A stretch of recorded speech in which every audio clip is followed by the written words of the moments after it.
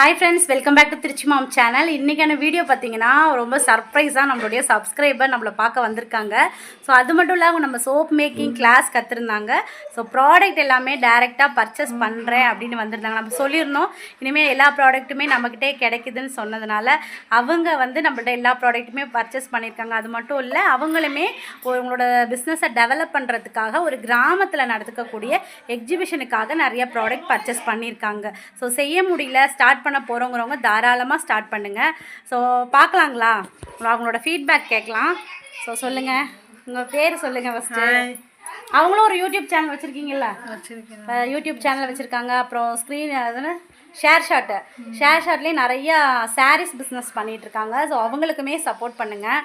ஓகேங்களா, உங்களோட பேர் சொல்லுங்கள். என்னோடய பேர் செந்தாமரை. நான் இழுப்பூர்லேருந்து வரேன். அஜிதா சிஸ்டர்கிட்ட நானும் சோப் கிளாஸ் அட்டன் பண்ணேன்.